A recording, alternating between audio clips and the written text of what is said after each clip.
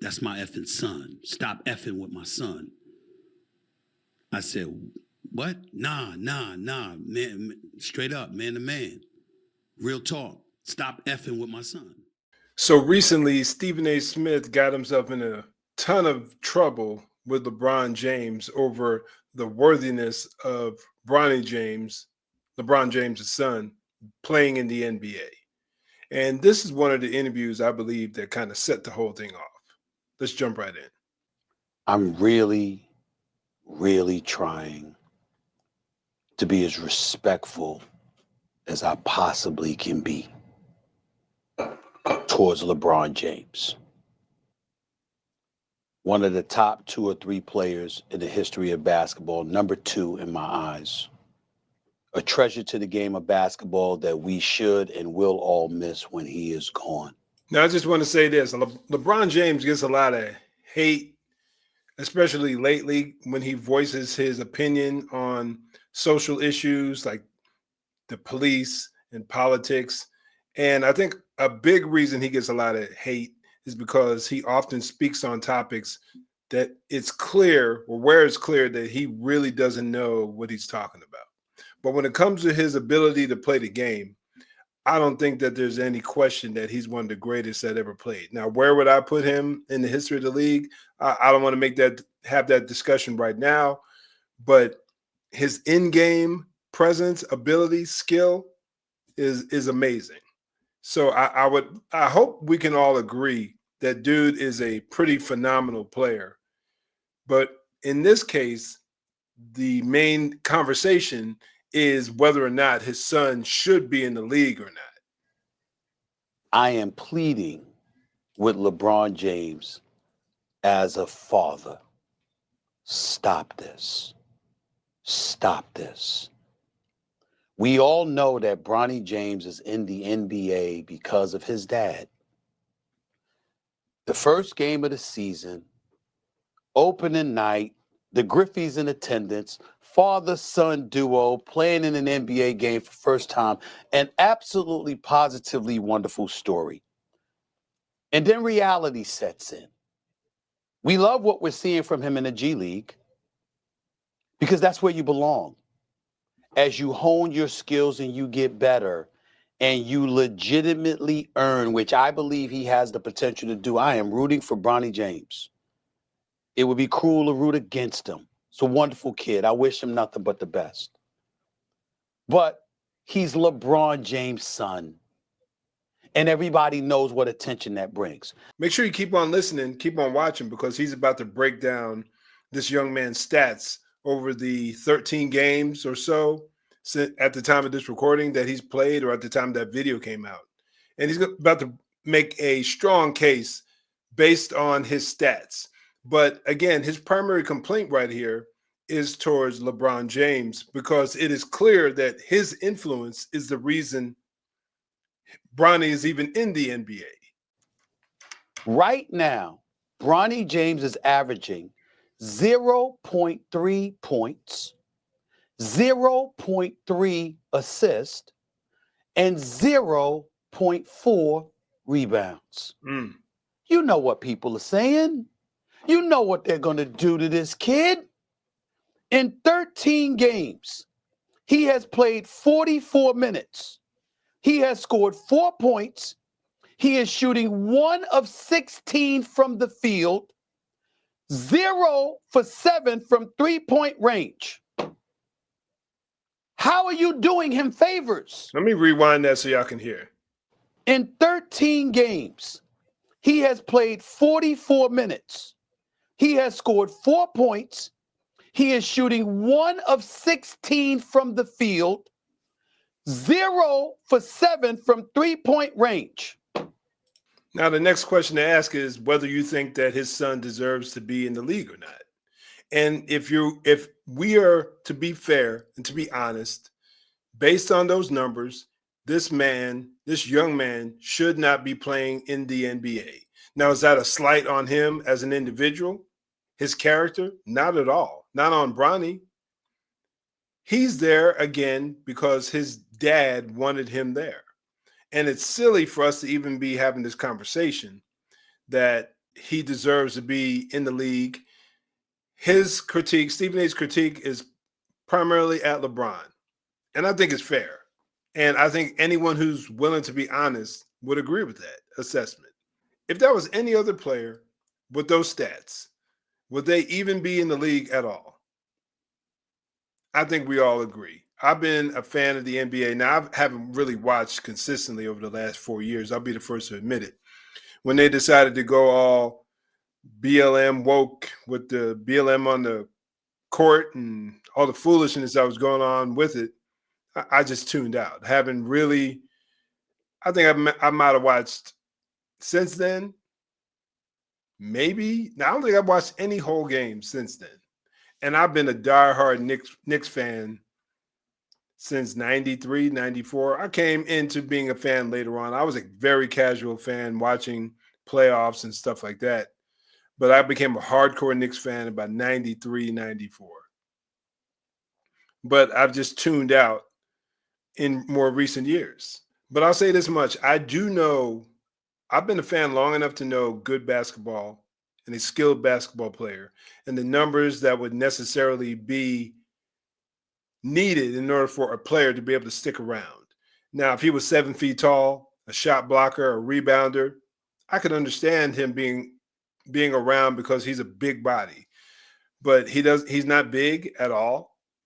And with those numbers right there, the G League should be his primary home. He shouldn't be coming up playing in the first quarter, shouldn't be coming up even stepping foot in the NBA and on the main anyone's main roster with those numbers.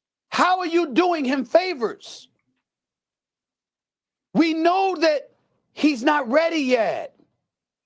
And I'm saying this with compassion. I'm asking the greatest player in the game, one of the top 2 players in the history of basketball, an ambassador for this game, the face of the league, a 4-time champion, a guy that's gone to 10 NBA finals, one of the greatest we have ever or will ever see, who is a basketball savant. You know, better than me, better than Doggy, better than JJ Redick, better than Rob Pelinka, better than any basketball analysis or analyst that exists. You know what these numbers mean. You know what it's going to do to your son, to people who are missing out on opportunities, that are busting their tail on other NBA teams in the G League, in Europe, and everywhere else, what kind of opportunity they're starving for. You're exposing your son like this? I think that's 100% accurate. You have players all over the world dying for an opportunity to be able to make it to the NBA. Phenomenal players down in the G League, college players playing internationally, China, Europe, Russia, everywhere, who could or would crush Bronny James one-on-one or even on a team. And he's got those paltry numbers and he's still hanging around. I mean, it's really an embarrassment, honestly. But again, Stephen A is pleading with, he's not mocking anybody. He's putting the numbers out there and he's saying, hey, what do y'all think? I'm not blind to this. He's giving his flowers, his props to LeBron, but at the same time, he's saying that don't subject your son to that. But LeBron James responded as if Stephen A had called his son a scrub, which statistically speaking, he is when it comes to playing in the pros. But he didn't call him that. LeBron James is responding like he just dogged out his son and saying he's a crappy player and just ridiculed him and mocked him. But the way LeBron responded or acted was like he got in his son's face and cussed him out or something like that. He's just being completely irrational. And I think his response is primarily due to him really knowing that what he's doing isn't right. But just the fact that he's been in the league for so long, He's gained a large amount of clout, and he can basically say or basically do what he wants. So after this went completely viral all over the place, I guess the next day Stephen A. Smith realized that this wasn't going to be swept under the rug, so he decided to come out and actually talk about it. SA, there was a moment in the game that we want to address.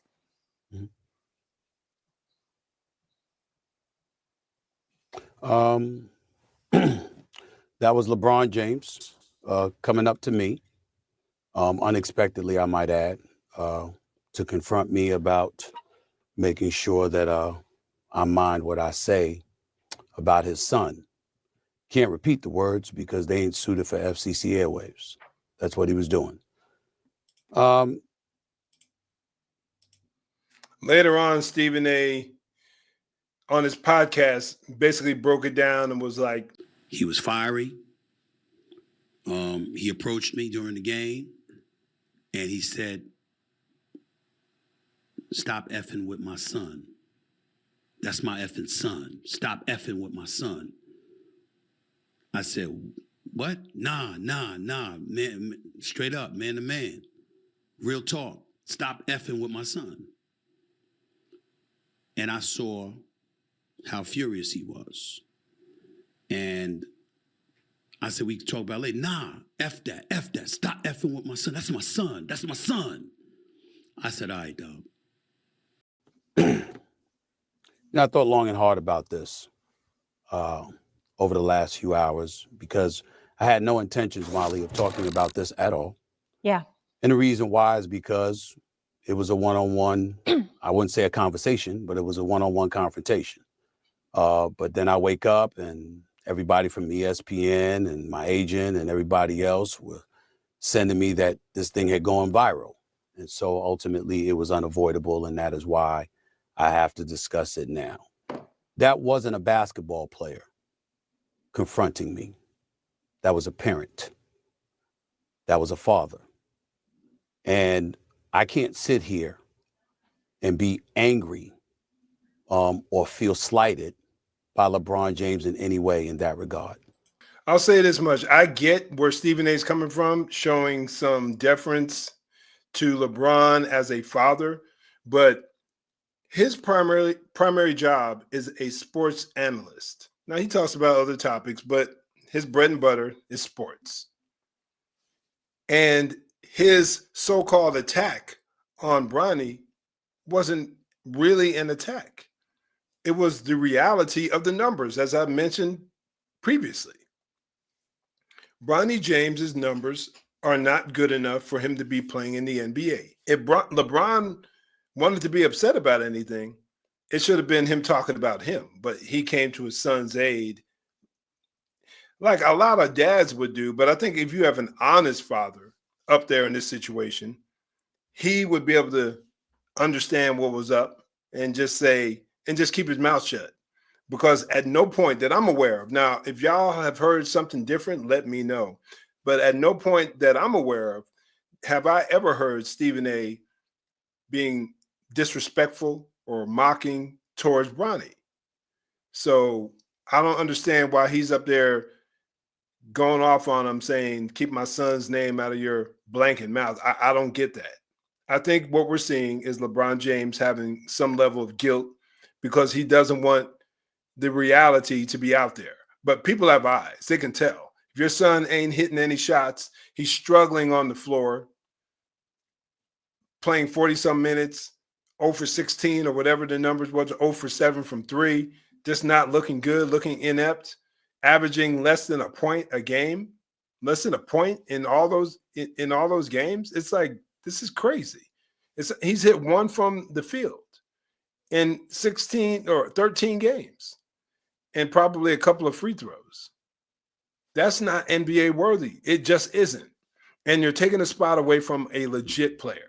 But LeBron James can pull the clout card because who he is. He's been in the league for 20 plus years and he's playing at a phenomenal level, no doubt, especially considering his age. But this whole discussion is just silly, honestly. It's silly. It doesn't make any sense. And he needs to be honest with that. Let's see where else this conversation goes. By all accounts, he's obviously a wonderful family man and a wonderful father who cares very, very deeply about his son. And based on some of the comments that he had heard, or shall I say, I think he thought he heard, he clearly took exception to some of the things that he heard me say, and he confronted me about it. For the record, his agent and friend, Rich Paul, has my number. Maverick Carter, who works under him, has my number. LeBron James knows how to get in contact with me if he wanted to. He never called, because had he called and wanted to talk to me, I would have accepted that call. Had he wanted to see me, I would have flown out and I would have seen him and I would have had a conversation man to man. But that is not what he elected to do. Instead, he elected to confront me while I was sitting courtside. Ari Emanuel, the head of William Morris Endeavor, one of the agencies that represents me, along with Larry David, was sitting courtside. I was with them for the game. And he walked right up to me and he said what he had to say. And apparently he feels like I was slighting his son. Now let me tell you what I feel. What I would have said if we were in a different environment, because I was not going to engage in a confrontation at that particular moment in that setting. But if we had had that conversation, I would have said to LeBron James, I never would speak negatively about your son. I was talking about you, meaning you, LeBron James. I have nothing but the best wishes for Bronny James. I wish him nothing but the best. I hope that he flourishes into an NBA star. Usually in other sports, we see all-stars, and on occasion, we'll see their children become stars as well. That doesn't really happen with the NBA. I sincerely hope he's the exception. By all accounts, he's a wonderful kid. And I don't know anybody who roots against him, and it certainly isn't me. But in the same breath, at the time that we were talking about him, he was percolating to such a degree that the Bronny James stories had gone viral. And so we had to talk about it. And when I said the things that I said, I wasn't talking about Bronny James because my attitude is he's a rookie. It's going to take some time for him to get himself together. He'll be just fine, especially with J.J. Redick and the staff coaching him. I was talking about the position that he was put in by his dad. And I think that was pretty clear to anybody who watched it. Now, I don't know if LeBron actually watched Stephen A. talking, or maybe he just heard it through the grapevine. But I think if he was to go back and actually listen to what was said, he'd feel kind of dumb. What do you think? Because LeBron James has been on the record, and he has said, and I'll read the quote here. There was a quote that he gave in February of 2024. The work and results will ultimately do talking, no matter what the size. If y'all don't know, he doesn't care what mock drafts say. He just works, earned, not given, et cetera, et cetera. But he also had said that his son could play on the Lakers right now, and he was better than half the dudes in the NBA. Wow. In the aftermath of all of that, he instructed everybody before the draft that y'all want me, draft Bronny. Wherever Bronny is at, that's where I'll be. I'll do whatever it takes to play with my son for a year. It's not about the money at that point. So LeBron said earned, not given. And he actually thought he was better than he actually had the nerve to say he thought he was better than half the players in the NBA. Now, I know the NBA is a pretty big team or pretty big organization, and they have a lot of players. But right now, he definitely ain't showing that he's better than even the bottom 5% of the league. He's just not showing that. And this whole idea of earned, not given, how else do you explain him getting a position on the Lakers? So LeBron's just being hypocritical in my eyes. My point months ago was that because of who you are, one of the top 2 players in the history of basketball, in my estimation, there's an immense amount of pressure that comes with that for his son. And when he talked like that and what have you, anything that goes awry as it pertains to his son, there's going to be a microscopic eye, even more intensified, on Bronny James because of his dad. And that's when I was talking about, come on, man, This is the situation that you're putting him in. That's where I was coming from. I could be a bit more outspoken about it, but to be quite honest with you, to be in that moment, to have LeBron look at me the way that he did, for me to be a father of 2 daughters, for me to know what fathers, how much love fathers have for their children, and to hear what he had to say, it was all about his son. It was almost as if he was saying, you know, you and I, because he and I don't necessarily vibe. It's high and by. We keep it moving. Neither of us lose sleep over it. And it's been that way for years. But it was like he was saying, keep that between me and you. Almost as if he was thinking that anything that I said about Bronny was a result of him. And in that situation, again, I wasn't talking about Bronny. I was really, really talking about him because of the position that Bronny was in. But I really understood where he was coming from. He was very, very upset.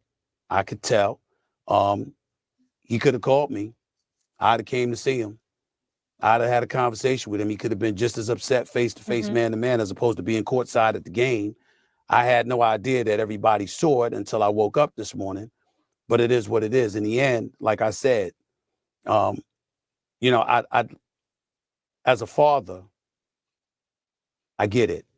I'm not offended. I'm not insulted. I don't have any animosity or animus towards LeBron James for this. Nothing like that. I don't think he cares, but neither do I. I'm just stating fact. None of that exists. If I was in his position, I can't definitively say I would not have done the same thing. You know, personally, maybe I just think differently. If my kid is in a position where they're performing at a high level or where they're expected to perform at a high level and they just aren't, I'm honest enough to say, hey, you know what? Maybe this situation isn't the best for you. I'm not going to get angry because people are criticizing their skills when they're not up to par. I'm just not like that. I think I'm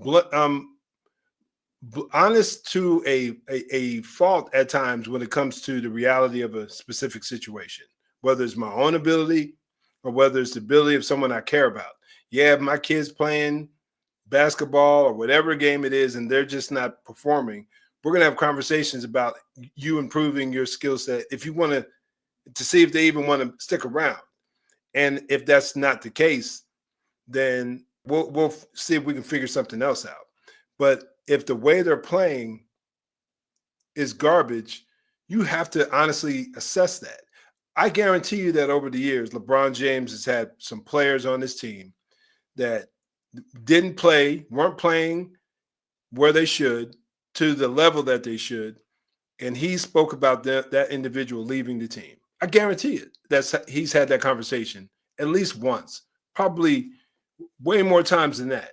When you're playing at that level, the highest level of basketball, and you are someone as talented as LeBron James, you have that right to be able to say, hey, this person just ain't cutting the mustard. It just ain't working out. I don't see where Stephen A. critiquing his son's game is in any way being disrespectful towards his kid. Again, maybe I'm missing something, but it's kind of frustrating hearing Stephen A. talk. I get it. I mean, he's almost showing too much respect. And I'm not saying he should have been disrespectful towards LeBron James, but LeBron clearly didn't show him any whatsoever when his critique was fair, honest and fair. I'm going to share a clip from a comedian, Ari Spears, as he gives his thoughts. Let me know what you think right here. Oh, what up? It's your boy, Ari Spears here. Listen, man, I want to comment on a moment that went viral, I guess, between Stephen A. Smith and LeBron James at the Laker game, which Stephen A. Smith addressed on First Take, I think this morning, where LeBron James approached him during the game, and you could tell by the facial expressions and the body language that LeBron James wasn't pleased, apparently, about what Stephen A. Smith was saying in regards to Bronny being in the NBA and his performance. And I got to tell you, this is why I have a problem with LeBron. One of the reasons why I have a problem, because LeBron is a hypocrite. And I kind of wish that Stephen A. hadn't backpedaled just because of LeBron confronting him. Because if you remember early in LeBron's career, and I mean early, there was a moment where in a game in Cleveland, I forget who they were playing, and LeBron James got into a skirmish with the opposing team with several players underneath the backboard, sitting courtside, near courtside. And his mother jumped into the mix and started, you know, trying to curse the players out and take up for her son. There